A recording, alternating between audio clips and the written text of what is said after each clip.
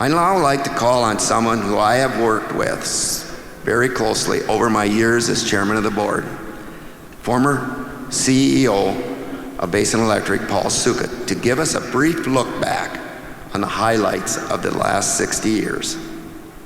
Paul?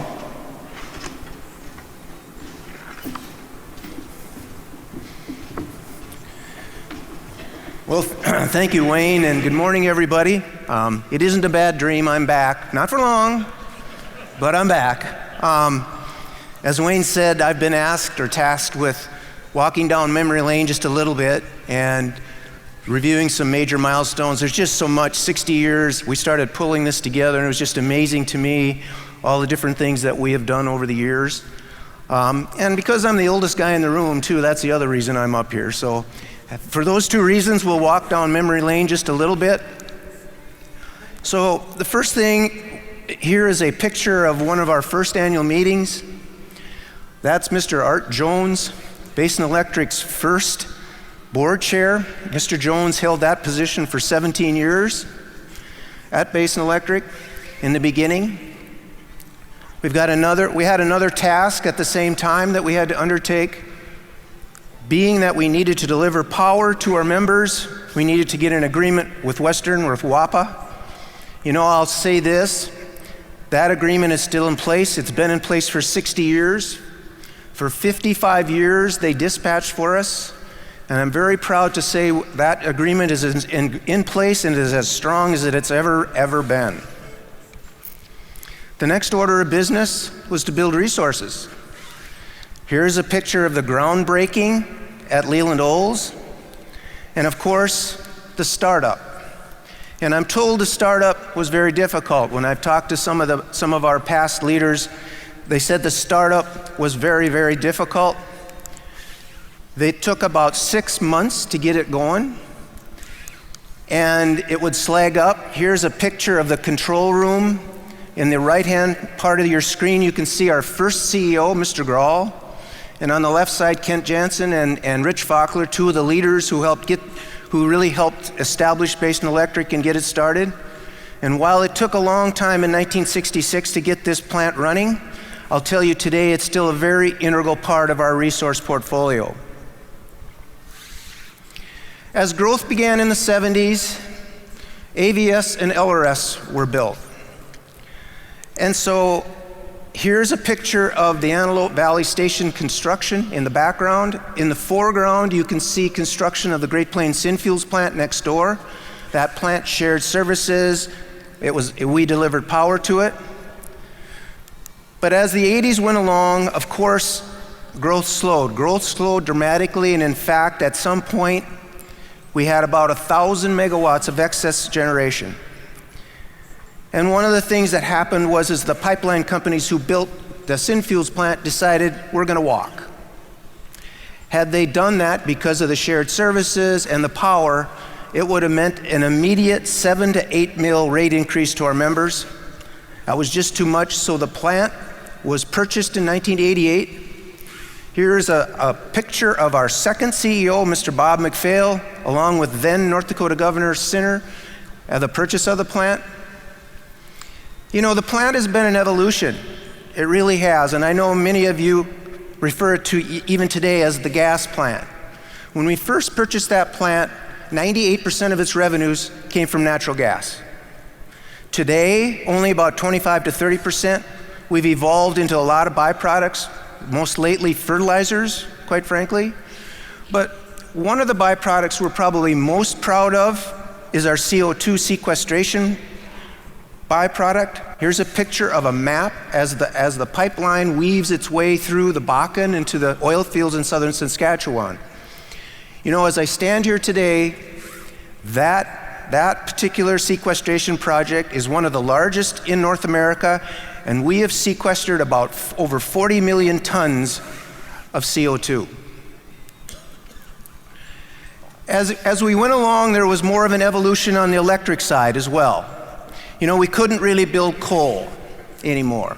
Here's a picture of our four coal plants: Leols, Laramie River, Antelope Valley, and then down in the bottom right hand is Dry Fork Station.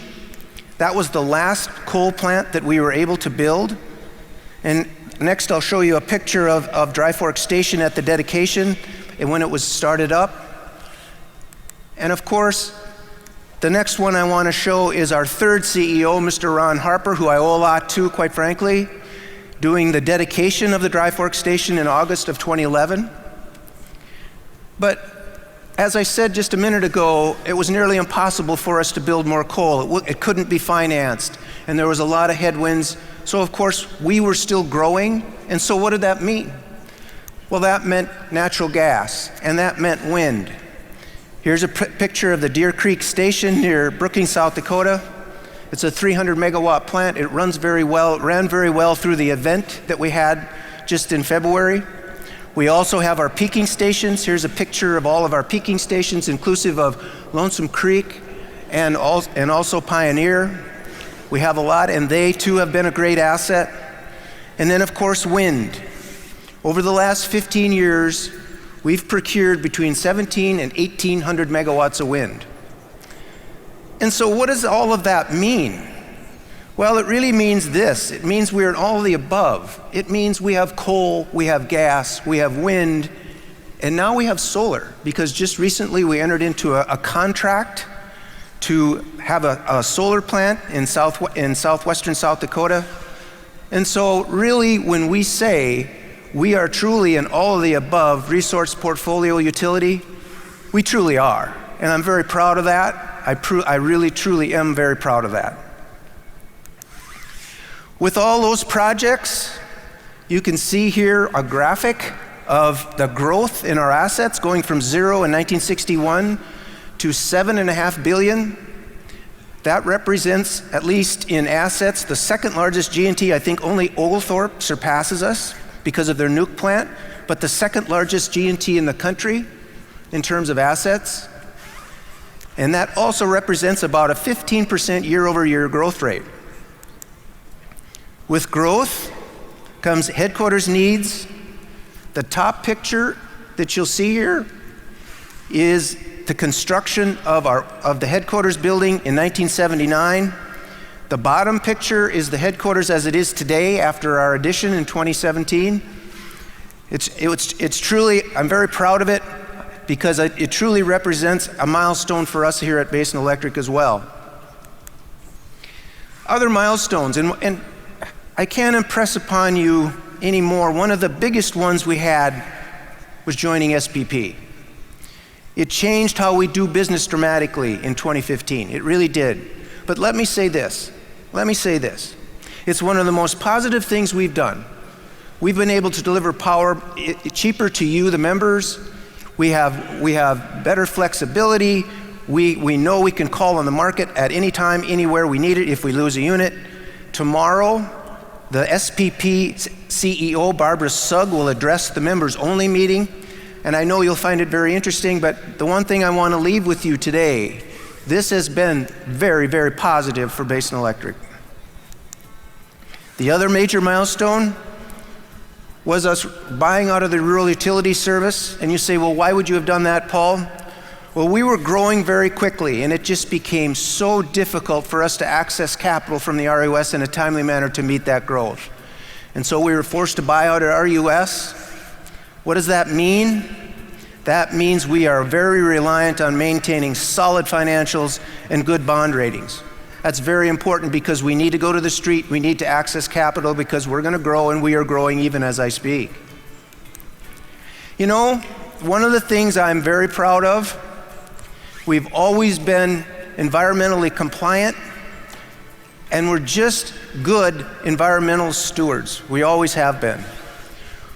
We have spent about $2 billion in assets to be environmentally compliant, and it costs us between $175 and $200 million to maintain those assets. And so it's no small undertaking that we've done this, but I'm proud of it. I'm absolutely proud of it. There's a lot to be proud here. And you know, that work continues. Here you can see a pictorial of the dedication of the Dry Fork Station with then Governor Mead, who I liked a lot. He was a champion for this, the Integrated Test Center at Dry Fork. We had 5 different technologies that were tested to extract extract the CO2 from the flue. And you know what? The work continues. That work continues today by MTR on the membrane technology at Dry Fork Station. And of course, I would be remiss if I didn't at least mention it. The most recent project is our 45Q project, and you're going to hear a lot more about this in the coming days from Todd and his staff, because I'm very excited about this, because this has all sorts of opportunities for us here at Basin and DGC. So,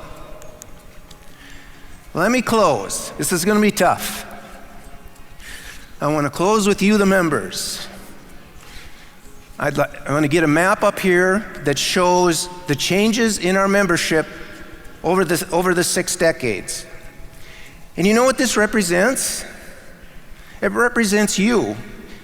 You are out there making us grow.